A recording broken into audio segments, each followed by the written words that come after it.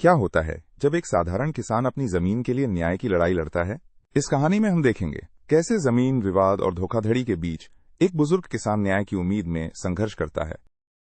अब हम किसान की कहानी को 4 मुख्य अध्यायों में देखेंगे। विवाद की शुरुआत, कानूनी प्रक्रिया, फजवाड़ा और अंत में न्याय की लड़ाई। इस अध्याय में हम जानेंगे कि शवगोविंद सिंह की जमीन कैसे उनकी पहचान और जीवन का हिस्सा बनी और कैसे विवाद की शुरुआत हुई। यहां हम देखेंगे कि शवगोविंद सिंह की जमीन उनकी पहचान और विरासत का हिस्सा थी। जमीन का विवरण 7 चक में फैला हुआ था। कुल क्षेत्रफल लगभग 1.919 हेक्टेयर यानी 4740 कड़ी। पारिवारिक विरासत के तहत शवगोविंद सिंह को उनके पिता गोरखनाथ सिंह से ये जमीन मिली थी। किसान की पहचान उनकी जमीन, फसल और मेहनत से जुड़ी थी। अब हम घटनाओं की समय रेखा देखेंगे जिससे विवाद की शुरुआत हुई। सन 2007 में गांव में चकबंदी की प्रक्रिया शुरू हुई, जिससे जमीन का पुनर्वितरण हुआ। इसी साल शवगोविंद सिंह ने परिवार की जरूरतों को देखते हुए अपनी जमीन का कुछ हिस्सा सुया देवी को बैनामा किया। सन 2012 में सुया देवी ने अपनी खरीदी हुई जमीन गायत्री सिंह को बैनामा कर दी। इस अध्याय में हम देखेंगे कि चकबंदी के बाद जमीन के लेन देन कैसे हुए और कानूनी दस्तावेजों की क्या भूमिका रही। अब हम जमीन के लेन देन की प्रक्रिया को चरणबद्ध तरीके से समझेंगे।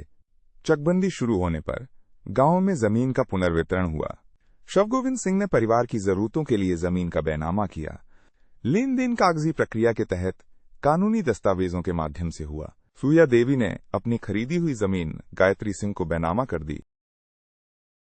कानूनी दस्तावेजों की भूमिका जमीन के लेन देन और मालिकाना हक के रिकॉर्ड में महत्वपूर्ण होती है।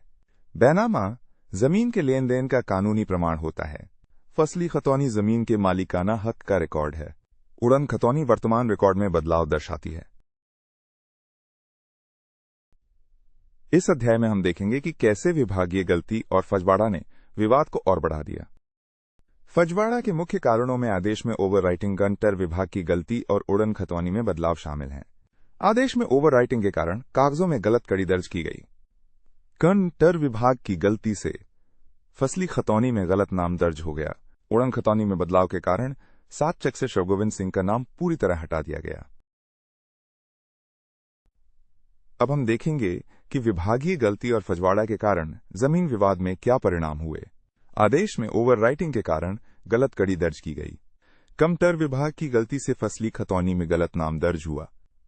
उड़न खतौनी में बदलाव के कारण 7 चक से शवगोविंद सिंह का नाम पूरी तरह हटा दिया गया। इस अंतिम अध्याय में हम देखेंगे कि कैसे शवगोविंद सिंह ने न्याय के लिए लड़ाई जारी रखी और उम्मीद नहीं छोड़ी। न्याय की लड़ाई में शिकायत, मुकदमे जांच की मांग और फाइलों की सुनवाई शामिल है और किसान की उम्मीद अभी भी कायम है। शवगोविंद सिंह ने डीएम, एसडीएम और तहसील में शिकायत और मुकदमे दायर किए। उन्होंने बीएनएसएस धारा 215 के तहत प्रारंभिक जांच की मांग की। फाइलों की सुनवाई में रोज 90 से 100 ऑनलाइन और 200 ऑफलाइन फाइलें लगती हैं। किसान की उम्मीद है कि 7 चक में उनका नाम फिर से दर्ज हो। अब सवाल उठता है, क्या न्याय की राह इतनी लंबी और थकाऊ होनी चाहिए?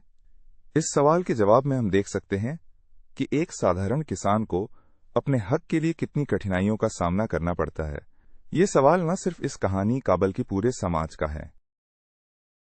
किसान की न्याय की लड़ाई आज भी जारी है और उसकी उम्मीद समाज के लिए प्रेरणा है। संघर्ष और उम्मीद की ये कहानी हमें दिखाती है कि न्याय की प्रतीक्षा भले ही लंबी हो, लेकिन उम्मीद कभी खत्म नहीं होती।